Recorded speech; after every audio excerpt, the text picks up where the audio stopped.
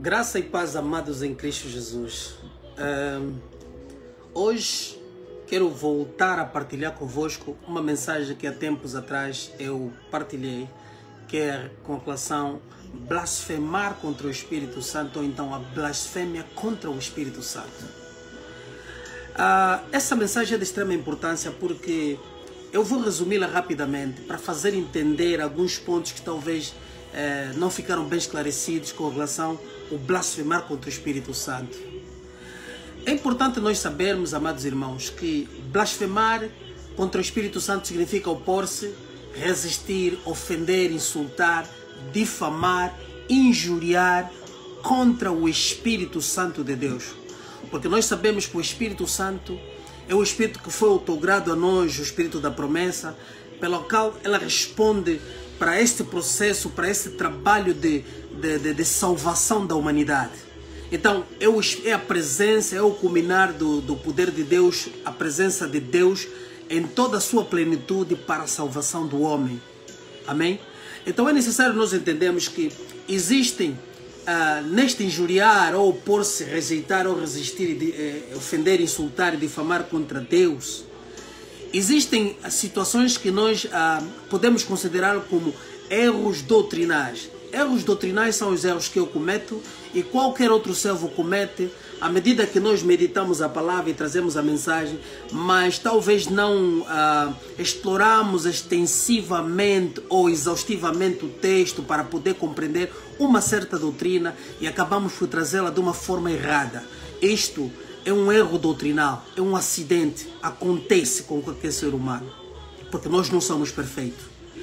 Mas precisamos entender que, por exemplo, o falso evangelho da prosperidade, o falso evangelho do coaching e outros evangelhos como palavra confissão positiva, a palavra da fé, são evangelhos que têm a ver com, na verdade, com heresias, ensinos de heresias, que são as falsas doutrinas, e elas culminam com a apostasia, que é o apostatar da fé. E temos que entender também que as heresias, elas têm, dão benefício, há benefícios, são premeditados, são propositadas e têm benefício para aquele que apresenta a mensagem, para aquele que apresenta a heresia. Quer dizer que o pastor, quando prega uma heresia, ele está consciente da heresia que vai pregar e ele tem benefício nisso, tirando, na verdade, muitas das vezes o contexto de Cristo na mensagem, colocando a pessoa dele como uma autoridade, como alguém superior, como alguém importante, como alguém que a igreja precisa, ou os membros da igreja precisam seguir como uma divindade. Como acontece o entristecer do Espírito Santo? A Bíblia em Efésios capítulo 4, versículo 30 até 31, fala do entristecimento do Espírito Santo.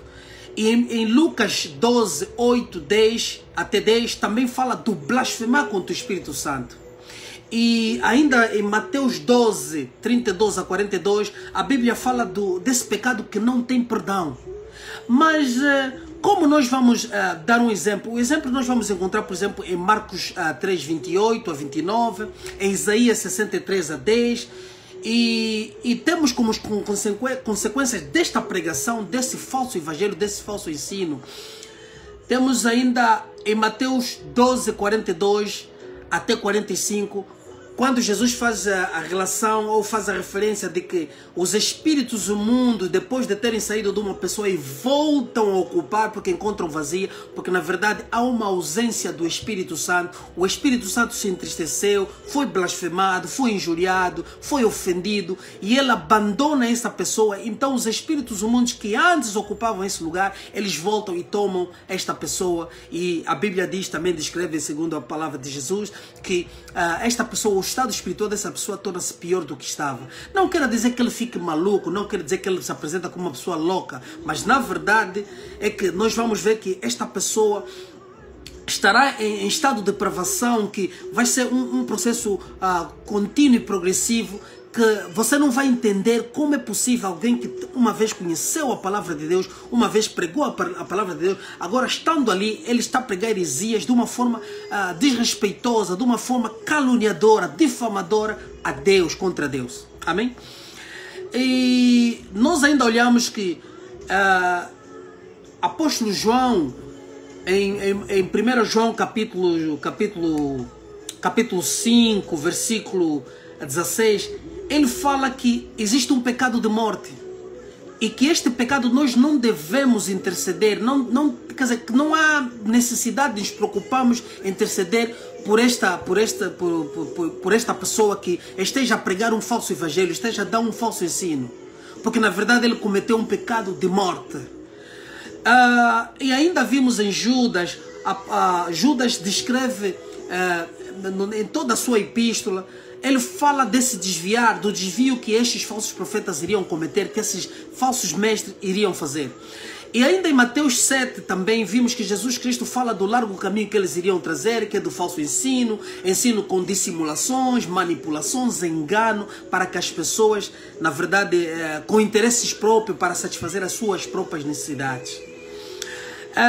E também nós vimos que apóstolo João também, no 1 João capítulo 1, versículo 7 até 11, apóstolo João fala exatamente de que estes indivíduos, ao pregarem este evangelho, eles não tinham, ou este falso evangelho, essa falsa mensagem, eles na verdade não têm Cristo em si. Quer dizer que é a ausência do Espírito Santo, é a ausência de Deus na vida deles que faz com que eles pregam esta mensagem do engano. Então nós entendemos que o Espírito Santo é o Espírito que convence do pecado, do juízo e da justiça. Quer dizer que blasfemar contra o Espírito Santo não é nada mais, nada menos do que quando você, depois dessa blasfêmia acontecer, é o abandono do Espírito Santo, é a expulsão, quer dizer, Deus expulsa essa pessoa da sua presença. E Deus o abandona, Deus o entrega a uma mente depravada. A mente depravada tem a ver com os espíritos que ocupam aquele lugar e que agora vivem manipulando como se fossem o espírito da verdade, mas na verdade são os espíritos do engano. Então também em Hebreus, o apóstolo Paulo descreve que é impossível renovar essas pessoas novamente para o arrependimento, porque na verdade entendemos que o Espírito Santo se sai da pessoa, a pessoa não tem como se arrepender. Ainda vimos em Hebreus 10, o apóstolo Paulo também fala que o pecar deliberadamente, nós só nos resta o juízo final de Deus. Por quê? Porque quando a pessoa sai é abandonada pelo Espírito Santo por ter blasfemado, então ele não tem como se arrepender. A única coisa que lhe aguarda é o juízo final. E também podemos ver que no livro de Atos 7:42 a 43, Deus diz que entrega estas pessoas a fazerem todas as coisas erradas, a cometerem depravações, coisas tremendas. E em Romanos 1:18 também fala que são entregues a uma mente depravada. Em Apocalipse temos o grande exemplo de que aquelas pessoas que estavam a ser flageladas depois do arrebatamento da igreja, que representam nos últimos flagelos de Deus, os 7 flagelos, vimos que estas pessoas não se arrependiam mesmo depois de estarem a sofrer tantos flagelos, que sabiam que Deus é que tinha controle sobre isso. Eles não conseguiram se prostrar e dizer: Senhor, nos perdoa, Senhor. Não, eles começaram a blasfemar contra o nome de Deus. Então é só para dizer, amados irmãos, se tiveres encontro com um pastor, um falso mestre, um falso profeta que esteja a pregar um outro ensino, tenha certeza, meu amado irmão, ele está ausente, o Espírito Santo está ausente desta pessoa.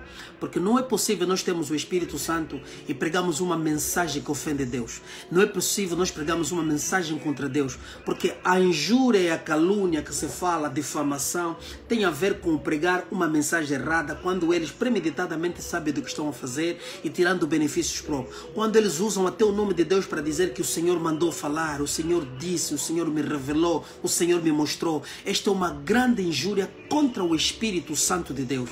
E o Espírito Santo, não sabemos, nós como homem, como pregadores, não sabemos quanto tempo Deus espera e aguarda para poder então abandonar essa pessoa. Mas nós vimos exemplo de homens que se dizem ser homens de Deus, que foram abandonados pelo Espírito Santo e hoje pregam um outro evangelho. Amados irmãos, esta mensagem que eu trago hoje é para despertar a ti. ficar atento a essas mensagens. Os versículos bíblicos que dei são para tu meditares, tu analisares cada um deles. Não importa quem, muitos vão dizer Senhor, Senhor. Não, nem tudo que diz Senhor, Senhor entrará no reino dos céus.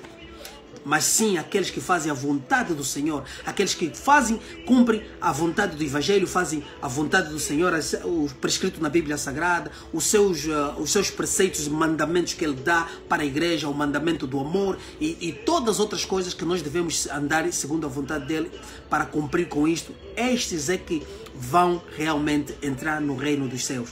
Então são estes os servos de Deus. Mas o apóstolo João também faz uma referência, se nós, nos versículos bíblicos que dei, faz uma referência de que os falsos profetas e o espírito do engano já estão no mundo desde o primeiro século, que o apóstolo João foi o último, na verdade, a morrer, porque a Bíblia, aliás, os historiadores bíblicos descrevem que ele morreu de morte natural, não foi martirizado.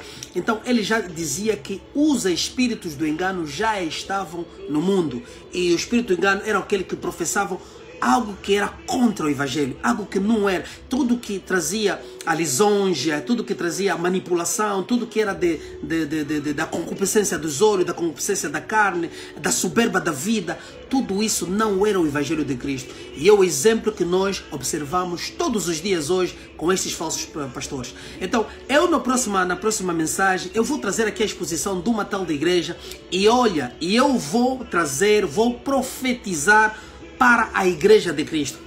Escuta bem, vou profetizar para a igreja de Cristo. Porque assim o Senhor nos dá essa capacidade de fazê-la. E vocês vão entender o que é verdadeiramente uma profecia. Porque vocês nunca ouviram uma profecia de verdade. Então eu estarei aqui profetizando para a igreja de Cristo. E não fique tu ansioso esperando uma profecia de carro, uma profecia de casa. Não, você vai ver o que é uma profecia. Amados irmãos, eu termino aqui nesse breve vídeo, saudando a todos vocês e desejando que o nosso Deus, o Espírito Santo de Deus, aquele Espírito que nos foi otorgado para o dia da redenção, esse Espírito da promessa, te guie, trilha os seus caminhos e te leva em sabedoria e discernimento da sua palavra. Medita a palavra de Deus todos os dias e procure se encher de conhecimento e sabedoria divina. Eu termino no nome do Senhor Jesus Cristo. A paz do Senhor, saudações a todos vocês. Amém. Graças a Deus.